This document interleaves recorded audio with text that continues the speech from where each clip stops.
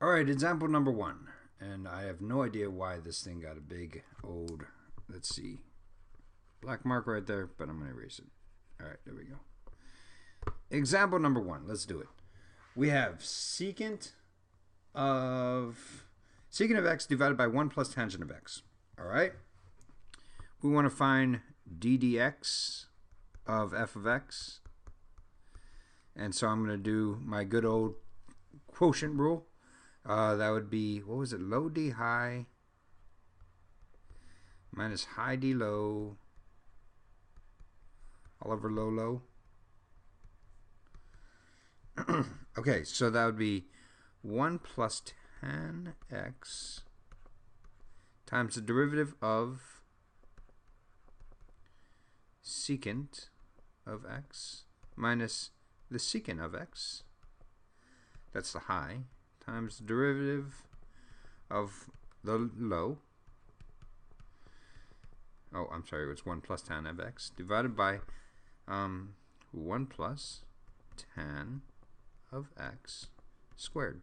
Now at this point, see, all right, let me explain to you one of my pet peeves. One of my pet peeves is I need to explain to you that math takes a lot of writing and it takes a lot of time, but some of these problems aren't particularly difficult. They just take a lot of organizational skills. And I guess the thing that really gets me is when students are like, oh my goodness, this is the hardest thing in the world. I can't figure this out. There's no way I'll ever be able to figure this out. Well, it's just because you're not writing it all down.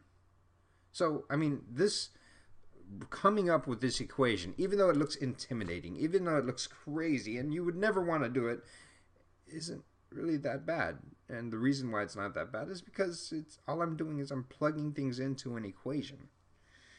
All right, now let's deal with this. And it might look scary and it might look ginormous and whatever.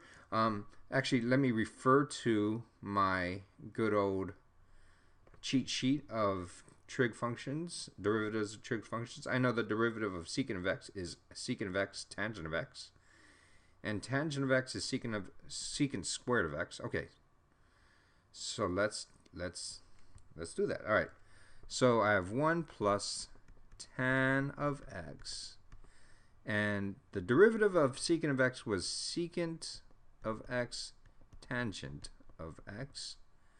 All right, so that takes care of this first one. And go with minus secant of x, and then the derivative of 1 with respect to x is 0.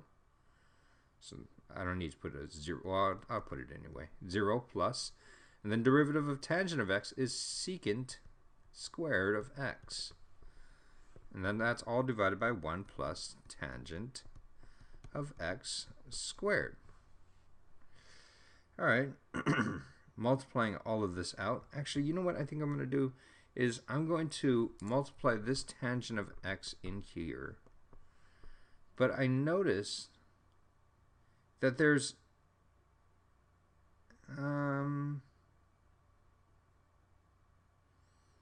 let's see. What do I notice? What do I want to say? I'm going to say that I notice there's a secant of x in both of them. So I'm going to pull out at least one secant of x. So I'm left with, all right, secant of x times the tangent of x plus the tangent squared of x minus the secant squared of x, all divided by secant, or 1 plus tangent of x squared. There's a trig function out there that tells me, I think the trig function goes like 1 plus the secant squared of x is equal to tangent squared of x. And if I were to solve this for 1, I get 1 equals tangent squared of x minus the secant squared of x. And look over here, this is exactly what I have here, so that's all equal to 1. So my actual answer is secant of x times the tangent of x Was it?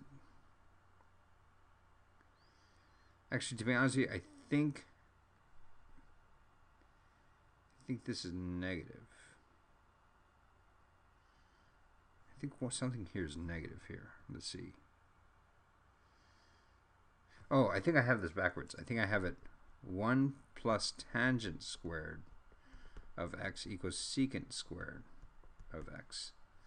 And so solving for 1, I get 1 equals secant squared of x minus tangent squared of x, which is kind of the opposite of what I have here. So if I multiply both sides by negative 1, I get negative 1 equals the tangent squared of x minus the secant squared of x. So actually this is negative 1,